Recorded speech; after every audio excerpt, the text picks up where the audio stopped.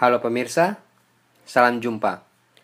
Selamat datang di channel kami, Legal Access. Pada kesempatan kali ini kita akan membahas materi hukum yang mungkin Anda sudah sering mendengarnya di berbagai kesempatan. Di meeting room, sewaktu menghadiri jamuan makan, atau ketika sedang mendiskusikan proyek Anda di kafe. Atau malah Anda sudah sering mempraktekannya di pekerjaan Anda, tapi belum terlalu memahaminya, yaitu perjanjian. Biasanya pertanyaan yang sering muncul tentang perjanjian begini. Perjanjian yang saya buat ini sah dan mengikat secara hukum gak sih? Nah, di sesi kita kali ini, kita akan membahasnya. Kita akan membahas apakah perjanjian yang sudah Anda buat, atau mungkin yang akan Anda buat, sah dan mengikat secara hukum. Untuk itu, Anda perlu mengetahui alat ukurnya, yaitu checklist syarat-syarat agar sebuah perjanjian dikatakan sah dan mengikat secara hukum. Dengan mengikuti presentasi ini, Anda akan memahami bagaimana membuat perjanjian yang sah. Kalau Anda adalah seorang pelaku usaha, katakanlah Anda pelaku usaha UMKM, maka materi ini memang tepat untuk Anda. Sebuah perjanjian berisi hubungan kerjasama yang biasanya kerjasama bisnis. Jadi Anda memang perlu bisnis untuk membuat perjanjian. Tapi tidak selalu juga sebuah perjanjian itu mengatur bisnis. Perjanjian bisa juga mengatur hubungan personal, misalnya perjanjian perkawinan atau perjanjian pembagian harta warisan. Apapun bentuk hubungannya, materi kita kali ini akan membahas perjanjian untuk semua jenis hubungan hukum, baik bisnis maupun personal. Tapi supaya bisa lebih fokus, dalam presentasi ini kita akan menggunakan contoh-contoh dalam hubungan bisnis. Perjanjian adalah satu perbuatan di mana satu orang atau lebih mengikatkan dirinya terhadap satu orang lain atau lebih. Begitu pengertian perjanjian menurut Kitab Undang-Undang Hukum Perdata. Perbuatan di sini pastinya perbuatan hukum, yaitu perbuatan yang mempunyai akibat hukum. Kalau janji-janji itu tidak dilaksanakan, maka akibatnya pihak yang tidak melaksanakan janji itu bisa dihukum. Misalnya membayar ganti rugi. Perbuatan hukum itu dilakukan oleh minimal dua pihak. Karena tidak mungkin perjanjian hanya dibuat oleh satu pihak saja. Tidak ada orang yang mau membeli barangnya sendiri dengan uangnya sendiri untuk dirinya sendiri. Setelah membuat perjanjian, kedua pihak itu selanjutnya akan terlibat dalam hubungan hukum. Hubungan hukum ini terdiri dari berbagai hak dan kewajiban. Kadang banyak sekali hak dan kewajiban. Dalam perjanjian jual beli, kalau pembeli berhak untuk menerima barang, maka dia juga wajib untuk membayar harga barangnya. Sebaliknya, penjual berhak untuk menerima pembayaran harga barang dan dia juga wajib untuk menyerahkan barangnya. Bagaimana wujud perjanjian? Anda bisa perhatikan kedua dokumen berikut. Menurut Anda, dokumen mana yang merupakan perjanjian? Ya, keduanya adalah perjanjian, meskipun dokumen yang di sebelah kanan diketik dengan rapi dan bermeterai, sementara dokumen di sebelah kiri cuma tulisan tangan. Keduanya adalah perjanjian karena kedua dokumen itu, selain ditandatangani, juga berisi hak dan kewajiban. Undang-undang tidak mensyaratkan bahwa sebuah perjanjian itu harus dibuat secara tertulis dengan komputer atau dengan tulisan tangan. Malah, sebuah perjanjian juga bisa dibuat secara lisan. Untuk membuat perjanjian yang tertulis, bisa sederhana, bisa juga kompleks. Secara sederhana, jika Anda perhatikan perjanjian yang dibuat dengan tulisan tangan di sebelah kiri, perjanjian jual beli itu cukup menyebutkan barang dan harganya. Apakah perjanjian itu sah dan memiliki kekuatan mengikat secara hukum? Tentu saja kita masih perlu meneliti syarat-syaratnya lebih lanjut. Dan karena perjanjian itu bisa dibuat dalam berbagai bentuk, maka sebelum memahami syarat-syarat sahnya perjanjian, sebaiknya kita mengenal dulu yang namanya asas kebebasan berkontrak. Sesuai asas kebebasan berkontrak dalam hukum perjanjian, Anda bebas untuk membuat perjanjian. Pada prinsipnya, setiap orang itu bebas untuk membuat perjanjian tentang apapun dan dengan cara serta bentuk yang bagaimanapun. Anda bebas membuat perjanjian tentang apa saja, meskipun undang-undang tidak mengaturnya. Anda juga bebas untuk menentukan bentuk perjanjian Anda sendiri, baik dengan tulisan tangan maupun dengan ketikan komputer. Bahkan Anda bebas membuat perjanjian sebebas Anda tidak ingin membuat perjanjian untuk mengatur kerjasama bisnis Anda. Tapi biar bagaimanapun, kebebasan itu masih ada batasnya. Kebebasan itu dapat dilaksanakan sepanjang memenuhi syarat-syarat sahnya perjanjian. Syarat-syarat sahnya perjanjian sudah ditentukan secara limitatif dalam Kitab Undang-Undang Hukum Perdata, khususnya pasal 1320. Pasal ini menyebutkan ada 4 syarat agar sebuah perjanjian dikatakan sah, yaitu pertama, kecakapan para pihak, kedua, kata sepakat, ketiga, suatu hal tertentu, dan yang keempat, sebab yang halal. Syarat pertama dan kedua, yaitu kecakapan para pihak dan kata sepakat, sering disebut juga sebagai syarat subjektif, karena syarat ini menyangkut orang-orangnya, yaitu para pihak yang membuat dan menandatangani perjanjian. Syarat ini misalnya identitas para pihak dan kewenangannya dalam menandatangani perjanjian. Sedangkan syarat ketiga dan keempat, suatu hal tertentu dan sebab yang halal, adalah syarat objektif karena menyangkut objeknya, yaitu kerjasama yang diperjanjikan. Dalam perjanjian jual beli barang, syarat objektif ini misalnya ketentuan tentang jenis barang dan harganya. Tidak terpenuhinya salah satu saja syarat-syarat tersebut bisa menyebabkan perjanjiannya tidak sah. Tidak sahnya perjanjian karena tidak terpenuhinya syarat subjektif bisa menyebabkan perjanjiannya dapat dibatalkan. Sementara jika yang tidak terpenuhi adalah syarat objektif, maka perjanjian itu batal demi hukum. Perjanjian yang dibatalkan atau batal demi hukum ini bisa berakibat dari awal perjanjian itu dianggap tidak pernah ada. Segala perbuatan hukum yang telah dilakukan karena perjanjian, misalnya penyerahan barang atau pembayaran harga, akibatnya harus dikembalikan.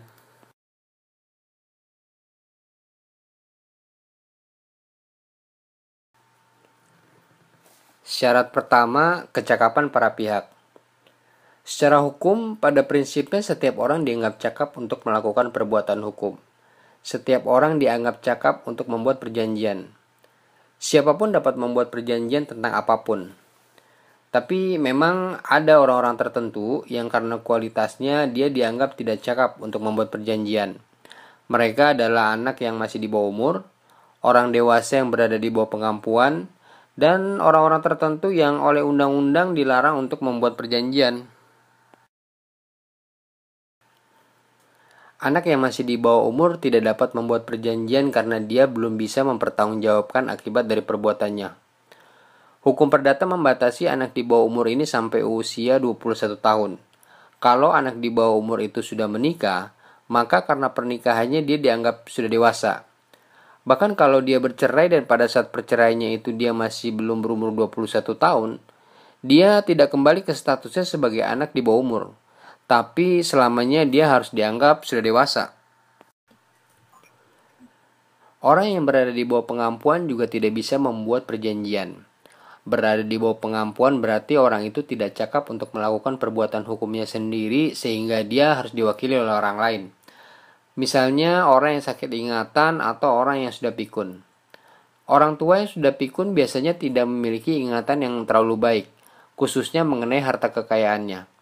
Karena itu, anak dari orang tua yang sudah pikun ini dapat mewakili orang tuanya untuk melakukan pengurusan harta kekayaannya, termasuk membuatkan perjanjian orang tuanya untuk misalnya menjualkan tanah.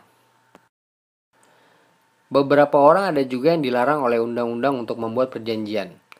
Kalau Anda adalah seorang manajer perusahaan, misalnya manajer procurement dan kebetulan perusahaan Anda sedang ada proyek pengadaan barang, maka hati-hati kalau Anda diminta menandatangani perjanjiannya. Anda bukanlah orang yang berhak, karena undang-undang melarang Anda melakukan penandatanganan itu. Menurut Undang-Undang Perseroan Terbatas, yang dapat menandatangani perjanjian atas nama perusahaan hanyalah direktur perusahaan, yaitu orang yang namanya tercantum di dalam akta perusahaan.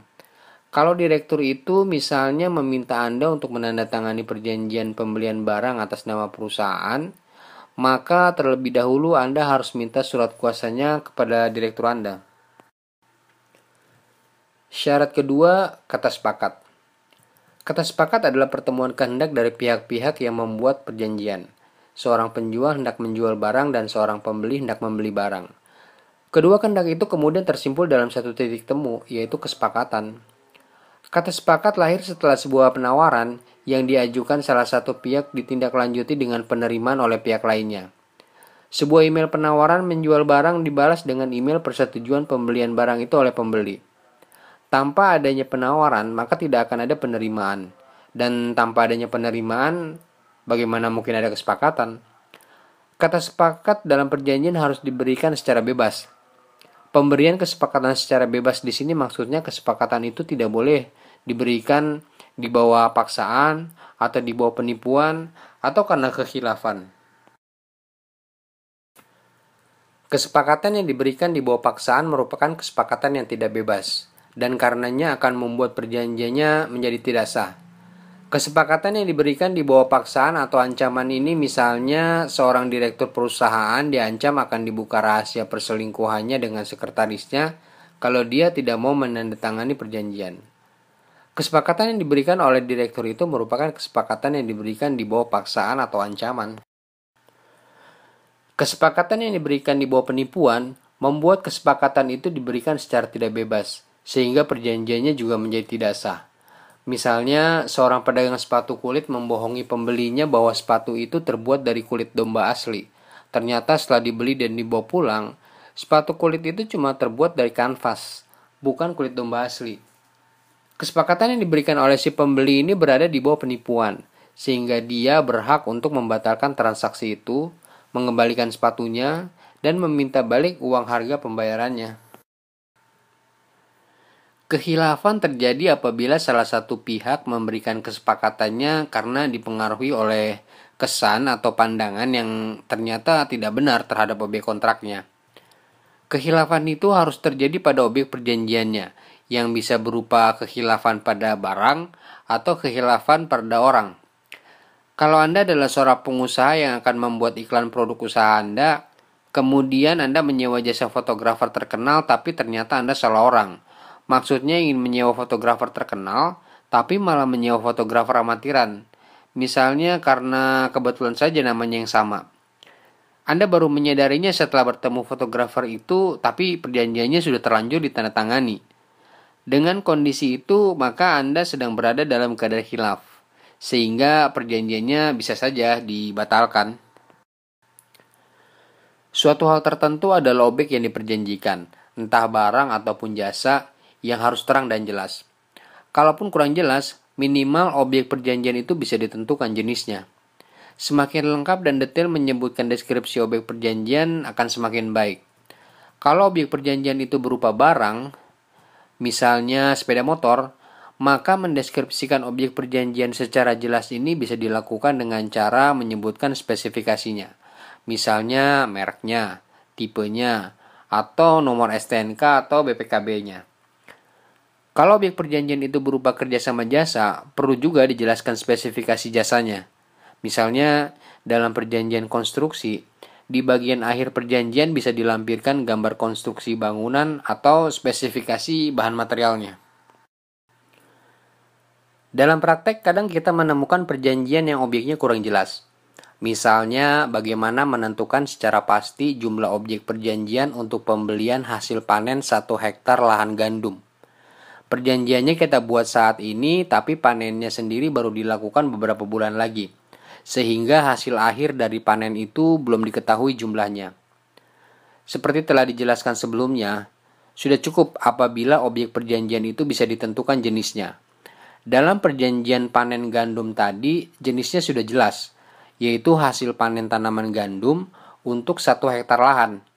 Berapapun pembelian hasil akhir panennya nanti, itulah yang menjadi objek perjanjiannya. Syarat keempat, sebab yang halal. Halal di sini bukan halal dalam pengertian agama, tapi halal dalam pengertian hukum, yaitu suatu perjanjian tidak boleh dibuat dengan melanggar hukum dan undang-undang. Selain tidak boleh melanggar hukum, sebuah perjanjian juga tidak boleh melanggar ketertiban umum dan kesusilaan. Sebuah perjanjian tidak boleh dibuat dengan melanggar hukum dan undang-undang. Misalnya, kalau Anda sudah terikat perjanjian kerja dengan perusahaan tempat Anda sekarang bekerja, dan menurut perjanjian itu Anda tidak boleh bekerja di tempat lain, maka Anda tidak boleh membuat perjanjian kerja dengan perusahaan lain selain tempat Anda sekarang bekerja. Sebuah perjanjian juga tidak boleh dibuat dengan maksud untuk melanggar ketertiban umum. Misalnya perjanjian untuk melakukan demonstrasi yang membuat macet jalan atau supaya terjadi kerusuhan. Perjanjian yang melanggar kesusilaan adalah perjanjian yang terlarang. Anda boleh saja membuat perjanjian untuk mempekerjakan seorang wanita cantik untuk bekerja di salon kecantikan Anda. Tapi membuat perjanjian untuk mempekerjakan wanita itu di bisnis prostitusi jelas dilarang. Demikian materi pembahasan kita tentang syarat-syarat sahnya perjanjian. Kami harap Anda sudah memahami syarat-syarat tersebut yang kalau kita simpulkan, untuk membuat perjanjian yang sah dan mengikat itu harus memenuhi 4 syarat, yaitu kecakapan para pihak, kata sepakat, suatu hal tertentu, dan sebab yang halal. Untuk memahami lebih dalam tentang materi hukum perjanjian ini atau materi hukum lainnya, Anda dapat mengunjungi situs kami di legalaccess.com. Di legalaccess.com, Anda juga dapat mendownload contoh-contoh perjanjian dan surat-surat legal lainnya dalam format Microsoft Word file dan memodifikasinya sesuai kebutuhan Anda.